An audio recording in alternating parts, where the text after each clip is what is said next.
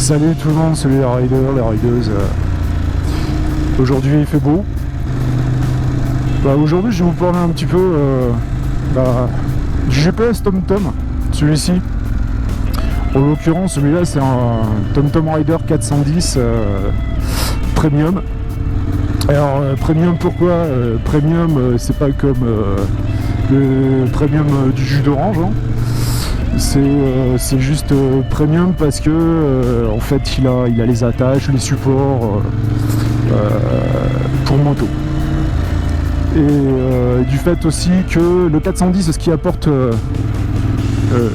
en plus par rapport au 400 à la version précédente, c'est simplement c'est déjà bien, un choix de boucles en France. Donc il y en a une centaine à peu près déjà préenregistrées. Donc vous faites le choix, ça dépend où vous vous trouvez. Je sais qu'ici dans mon coin il doit en avoir 2 ou 3. Ce qui est pratique avec ce GPS, c'est justement ce que je vous dis, donc les boucles. On peut se programmer ça directement sur le GPS ou alors en allant directement sur la carte de TomTom sur internet, quoi. Alors on peut se faire des arrêts, ce qu'on veut, préparer vraiment bien préparer son petit trajet.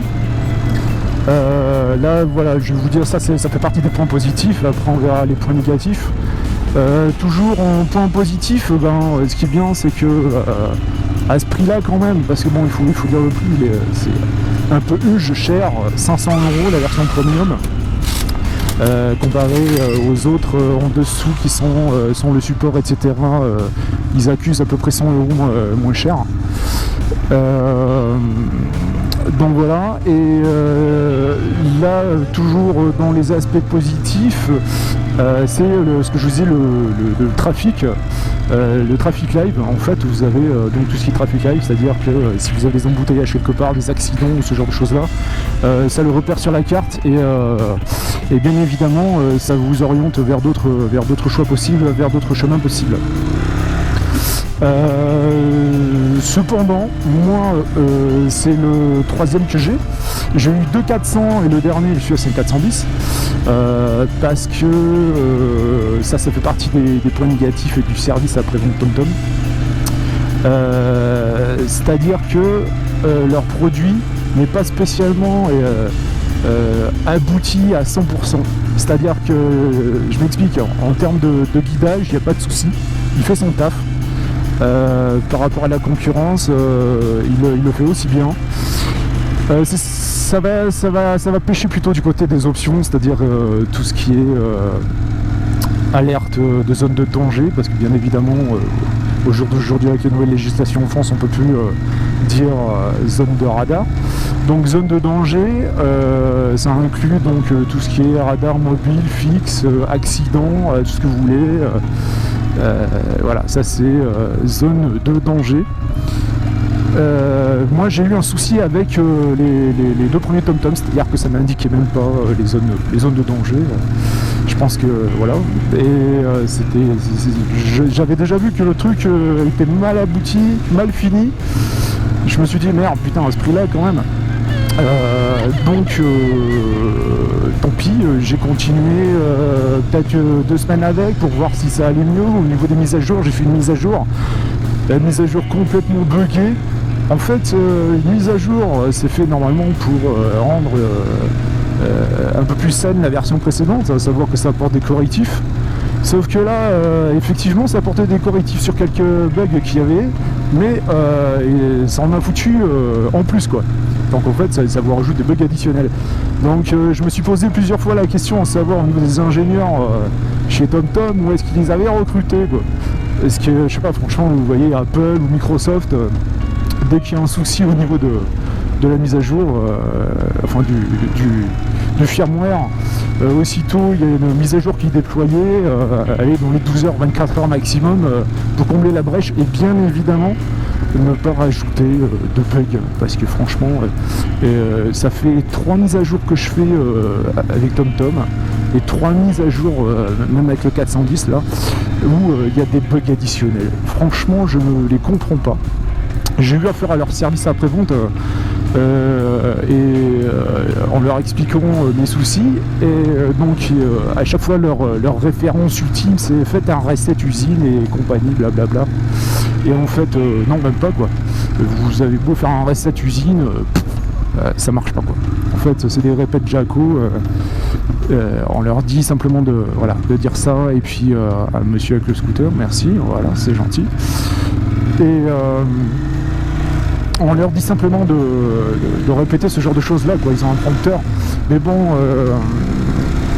voilà, bon, mis à part ça, il fait son taf, mais je veux dire, au niveau des options, je sais pas quoi, vous achetez un truc à 500 €, vous avez le trafic qui marche pas, alors que normalement vous l'avez à vie, ou la cartographie que vous avez à vie, et que là non plus ça marche pas. Franchement, il y a un souci, et quand vous leur demandez comment ça se fait, ils vous disent bah, vous inquiétez pas, on planche sur le problème. Et puis la mise à jour corrective, elle arrive quoi, un mois et demi après. Et pendant un mois et demi après, bah je sais pas.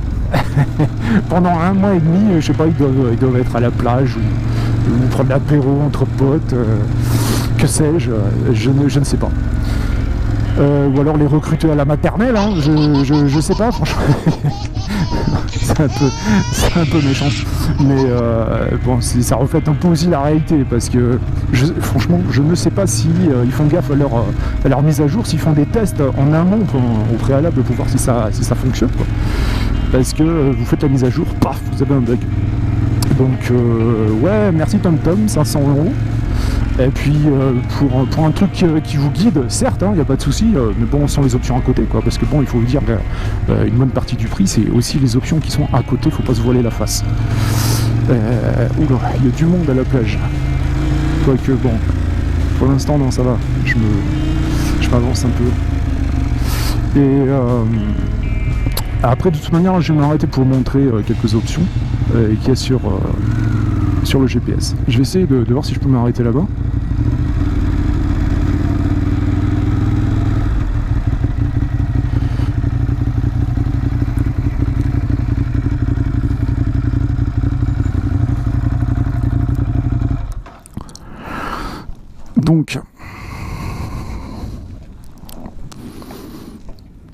Donc en fait au niveau du GPS, écran tactile, donc on peut même utiliser les gants. Donc vous voyez là en fait les services TomTom, voilà, je suis connecté au réseau trafic, mise à jour du service zone de danger et sur MyDrive. Trafic pour le réseau trafic tout simplement. Les mises à jour des zones de danger, c'est si jamais il y a des accidents qui se produisent, etc. Donc ils sont indiqués sur la carte. Et MyDrive, vous êtes connecté par rapport au site de TomTom. Donc là tout est ok, en fait je suis appairé avec mon portable. Bien sûr en fait il faut être appairé en Bluetooth, sinon vous n'avez pas tout ça quoi. Vous n'êtes pas connecté au service. Donc en fait vous avez l'aspect recherché bien sûr. Vous avez tout ce qui est service TomTom, ce que je vous ai montré, parking. Si jamais vous souhaitez trouver un parking le plus proche. Donc voilà. Alors en fait, vous voyez, tactile, on peut le toucher avec les gants aussi. Parking, s'il vous plaît, merci. Je suis sur un parking en plus, mais c'est con, mais bon, c'est pas grave. Voilà. Donc en fait, il vous indique les parkings que vous avez le plus proche de votre de là où vous êtes en fait. Vous avez aussi le service station-service. Donc voilà. Oh putain, c'est pauvre en station-service ici à Biarritz ou quoi.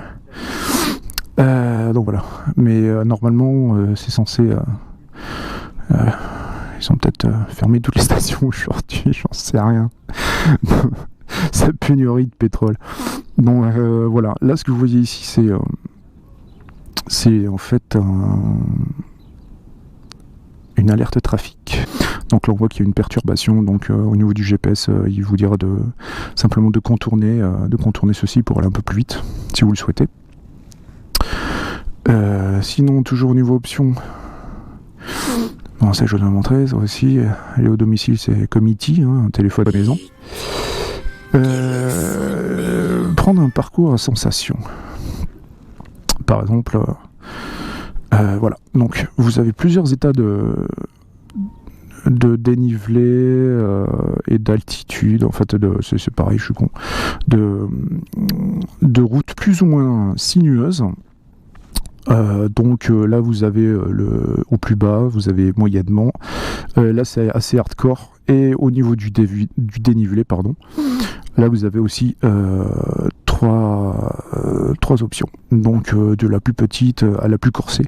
Donc à savoir que si vous mettez un truc sinueux comme ça et que vous mettez un dénivelé max, là vous pouvez toucher n'importe où, et puis vous mettez simplement, voilà, vous faites votre parcours, voilà. Quand vous êtes dans mes parcours, vous voyez que vous avez plusieurs boucles déjà d'enregistrer. Par exemple, une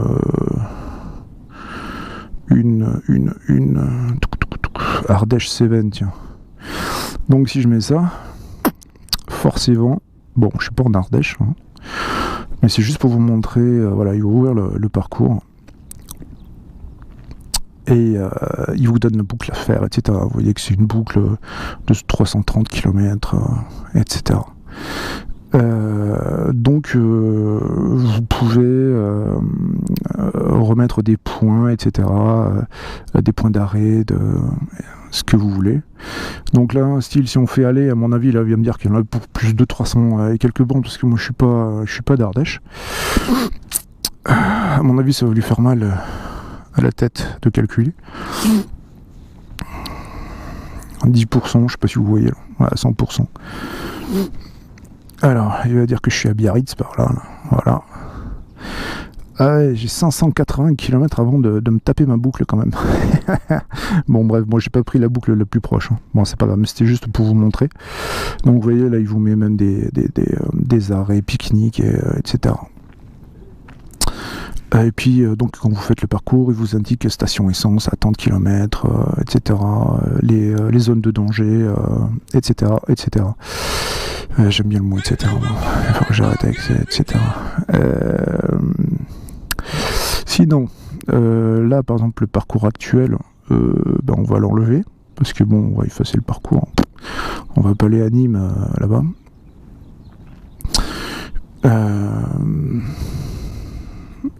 Non, elle est dans le menu. Donc téléphone, ça c'est si jamais vous souhaitez prendre un appel. Lancer l'enregistrement, c'est-à-dire que vous faites votre parcours, en fait votre parcours est enregistré. Les destinations, c'est des destinations que vous enregistrez de votre ordinateur au préalable pour plus tard, pour pouvoir y aller. Statistiques du trajet, c'est-à-dire ce que vous avez fait depuis le départ, ou alors aujourd'hui, etc. Voilà, distance parcourue, temps conduite, vitesse moyenne. Ah, je suis un fada, moi. 25 km/h vitesse moyenne. La vitesse maximum 76. Ouh. Et voilà, sinon après dans les options, voilà, on peut changer l'aspect, connexion Bluetooth, donc là on peut connecter un casque, etc. Blablabla. La voix, pour la voix. Carte. La carte, voilà. Là c'est ce que je vous disais, donc il y a la carte mondiale. Nous on est en Europe, bien sûr. Planification de parcours, voilà, ça c'est si jamais vous souhaitez faire un parcours, donc je vous pose des questions, éviter les péages, plus courts, plus rapides, etc. Les sons et les alertes, langue et unité, et puis voilà. Donc en somme c'est un bon petit GPS. Donc voilà.